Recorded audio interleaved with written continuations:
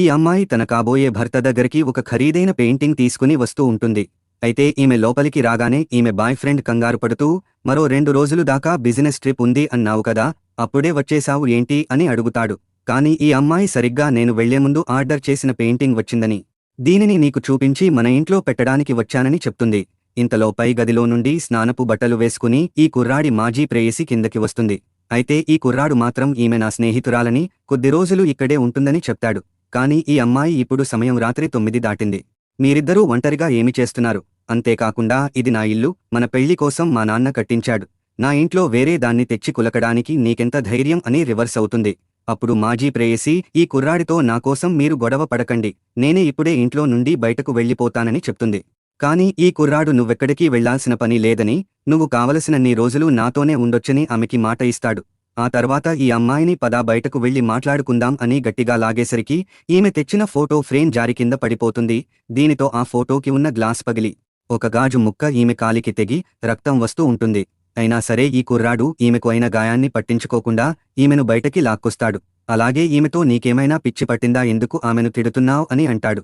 కాని ఈ అమ్మాయి బాధతో నీకు నేను కావాలా లేక నీ ప్రేయసి కావాలా చెప్పు అనగా, ఈ కుర్రాడు ఏమీ మాట్లాడకపోవడంతో ఈమె ఇతడికి బ్రేకప్ చెప్పి అక్కడ నుండి బయటికి వచ్చేస్తుంది. అలాగే తన ఎంగేజ్మెంట్ ఉంగరం తీసి పక్కన పడేస్తుంది.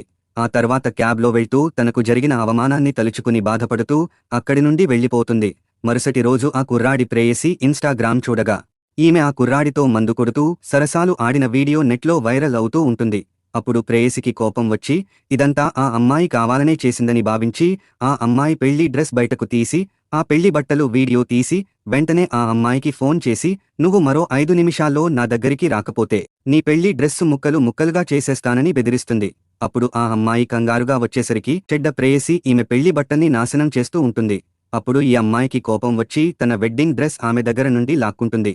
అప్పుడు చెడ్డ ప్రేయసి, ఎంత ధైర్యం ఉంటే నా వీడియో వైరల్ చేస్తావు, నీ అంతు చూస్తానని ఈ అమ్మాయికి వార్నింగ్ ఇస్తూ ఉంటుంది. అలాగే ఆ అమ్మాయిని కొట్టడానికి ప్రయత్నించగా ఆమె ఈ చెడ్డ ప్రేయసిని ఆపి తిరిగి ఈమెను చెంపపై కొడుతుంది. ఇంతలో ఆ కుర్రాడు వచ్చి ఈమెను కొట్టకుండా ఆపుతాడు. వెంటనే చెడ్డ ప్రేయసి తన ప్రియుడి దగ్గరికి వెళ్లి, చూసావా బేబీ, ఈమె మన వీడియో వైరల్ చేసింది కాక మళ్లీ వచ్చి నన్ను కొడుతుందని మొసలి కన్నీరు కాచుతుంది. అప్పుడు ఈ కుర్రాడు, ఈ అమ్మాయితో నీకేమైనా పిచ్చి పట్టిందా, ఎందుకని బజారుదానిలాగా ప్రవర్తిస్తున్నావు అనేసరికి ఈమె కోపంతో ఈ కుర్రాడిని కూడా కొడుతుంది.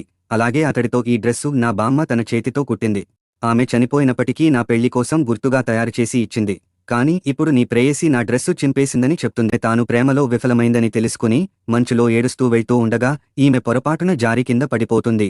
ఇంతలో ఈమె వెనకాలే ఒక ఖరీదైన కారు ఆగుతుంది. అయితే ఆ కారులో నుండి ఒక కుర్రాడు గొడుగుతో